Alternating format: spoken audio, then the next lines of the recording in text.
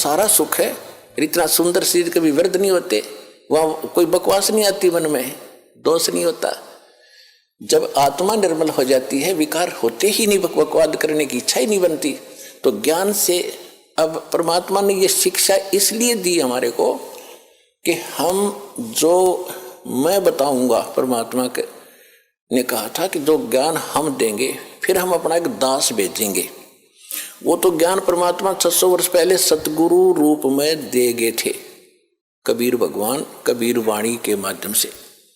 कबीर सागर, कबीर बीजक, कबीर शब्दावली, कबीर साखी, इस तरह उन्होंने कई भागों में बांट रखा है, बाद में प्रिंट करने वालों ने। बाकी ये सभी कबीर वाणी है, जिसके विषय में गीता अध्याय नंबर 4 के श्लोक नंबर 32 में कहा कि वो परमात्मा स्वयं अपने मुख कमल से जो ज्ञान देता है उसमें यज्ञ यानी धार्मिक अनुष्ठानों की जानकारी विस्तार के साथ बताता है, और उसको जानने के बाद सब कर्मों से मुक्त हो जाता है। चौथे अध्याय के 34वें श्लोक में कहा कि उस ज्ञान को तत्वदर्शी संतों के पास जाकर समझ। तो कहने का भाव यह है कि परमात्मा ने 600 वर्ष पहले आकर ये तत्व ज्ञान बताया था। तो जब काल से बात हुई थी और परमात्मा अपने जोगजीत पुत्र के रूप में आए थे, जब काल के लोक में प्रवेश किया, किस लिए आए थे?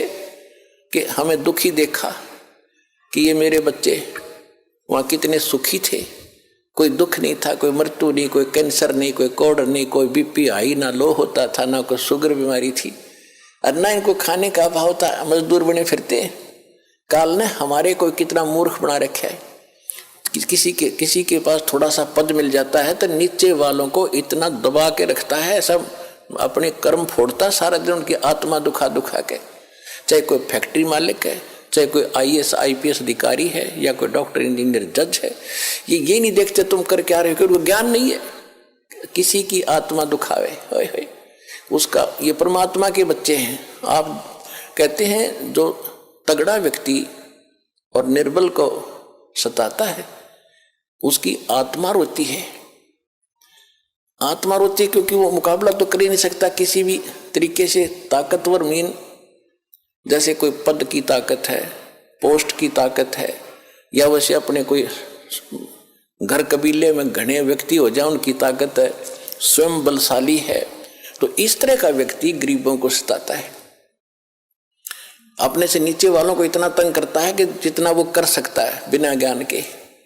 तो यहाँ परमात्मा ने आके बताया है कि कबीर गरीब ना सताइए, जाकी मोटी हाय, और बिना श्वास की जीव से लो भस्म हो जाए।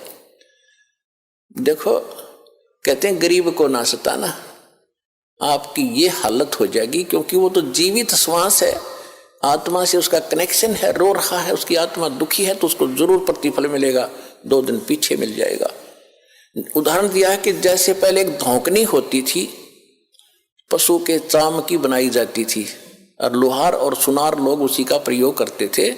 उसमें ऐसे एक हैंडल सा लगा लेते थे, उसको पकड़ के ऐसे करते थे, आगे उसका एक छोटा सा सुराख होता था उस चमड़े में, और वहीं से वो हवा लेती थी और फिर ऐसे छोड़ते थे, तो वो हवा फूंक मारती थी अग्नि में, ऐरण में, जहाँ पर लोहे को गर्म किया जाता था, पिघलाया जाता था।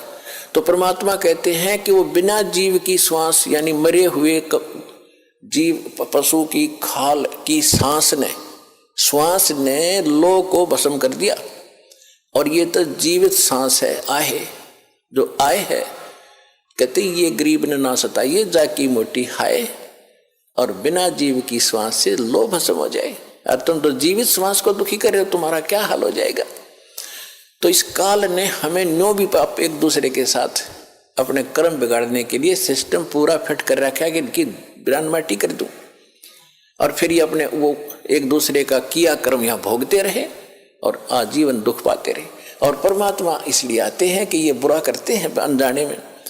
आज किसी की चोरी की, निंदा की, उसका अगले जन्म में फिर देना पड़ता है।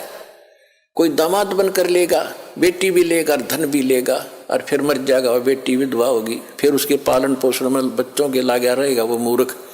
तो ये तो यहाँ का की व्यवस्था है, इसको समझना पड़ेगा। और उसी को समझाने के लिए भगवान आए कि मेरे बच्चे देख कितने दुखी हो गए, इनको वहाँ कोई अभाव नहीं था, देख किसी अक्ल मारी गई इनकी।